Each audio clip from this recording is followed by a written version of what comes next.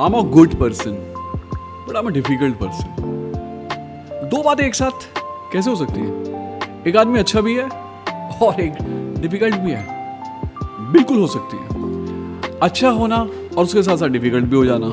देखो, दो बातों को एक साथ लेके चलना थोड़ा सा मुश्किल है क्योंकि ये कन्फ्लिक्टिंग पर्सनैलिटी हो जाती है। तो आइए आज हम इसी पे बात करते हैं कि गुड होना तो बहुत अच्छी बात है, लेकिन डिफिकल्ट होना ये थोड़ी सी गलत बात है, थोड़ी सी।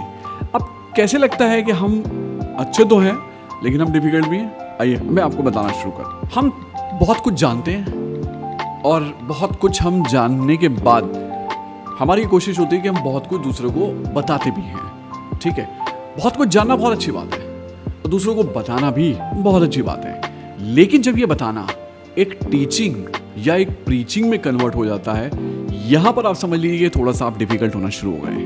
एग्जैक्टली होता क्या है कि टीचिंग और प्रीचिंग में कॉन्वर्सेशन वन साइडेड होती चली जाती है। सामने वाले इंसान को लगता है कि सारा का सारा ज्ञान लगता है यहीं पर है, इसी के पास है, और वो चुप रहता है। तो यहां पर आपका पहला वाला ट्रेड बहुत अच्छा है कि आपको बहुत नॉलेज है, लेकिन आपको उस नॉलेज को कितनी क्वांटिटी में देना है ये सोचना और समझना बहुत जरूरी है।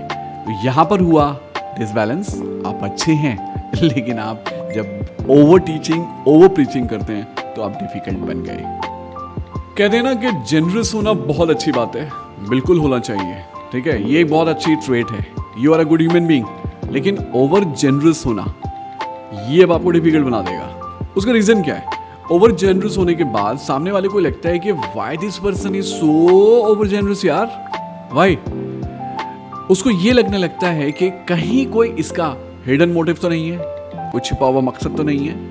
यहाँ क्या लगता है कि हम तो जेनरस हो रहे हैं, हम ये सोच रहे हैं कि हाँ ये बहुत अच्छी आदत है, बहुत अच्छी बात है। लेकिन जब उसका ओवर होना शुरू होता है तो यहीं पे आप एक डिफिकल्ट पर्सन बन जाते हैं। You are set in your own ways, this is beautiful, one of the most beautiful things, right? आप कंसिस्टेंट हैं, बहुत अच्छी बात है। आप बिल्कुल स्टिक हैं, आप जिन चीज़ों में विश्वास रखते हैं आप उन चीज़ों पे कायम हैं, बहुत अच्छी बात है। लेकिन इसका एक डाउनसाइड भी है।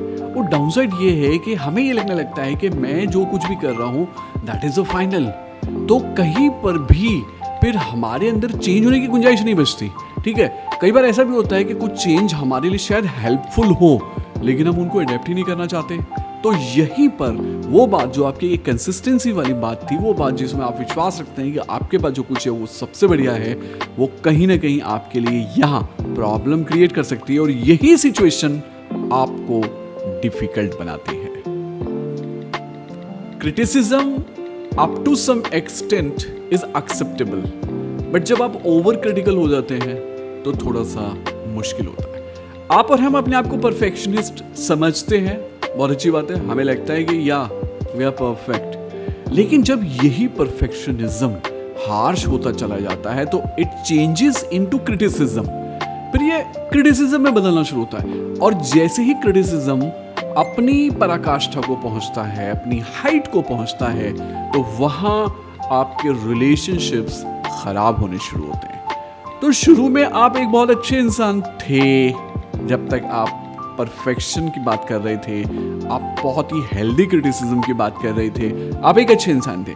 लेकिन जैसे ये ओवरली हुआ तो अब आप एक डिफिकल्ट इंसान बन चुके। कई बार क्या होता है कि वी स्ट्रगल विद एम्पैथी। जी हाँ, बहुत अच्छी बात है, एम्पैथी होना it's a good trait and it makes you a good person. लेकिन कभी दूसरे के एंगल से सोचने की कोशिश की है?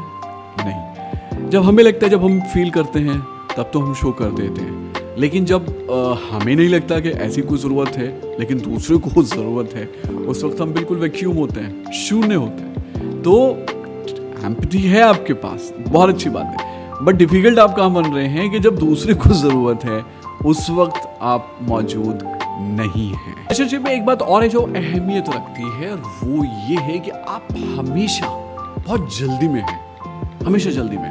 ठीक है, देखिए life is not so fast, बहुत तेज नहीं भाग रही, आप थोड़ा सा पेस बना के चलिए। ठीक है, आपको बहुत जल्दी है सारे कामों को जल्दी जल्दी करके खत्म करने की। ठीक है, ये हो सकता है आपका एक बहुत ही अच्छा पर्सनैलिटी ट्रेट हो, लेकिन सामने वाला आपके पेस के हिसाब से चल पा रहा है या नहीं चल पा रहा, ये देखना किसका काम है? आप ही का तो काम है, ठीक है। तो कई बार रिश्ते, लोग बहुत पीछे छूट जाते हैं और हम दौड़ में बहुत आगे निकल जाते हैं। एक चीज और देखने में आती है पर्सनैलिटी की और रिलेशनशिप की, जब हम बात करते हैं confrontation. Usually confrontation is not good.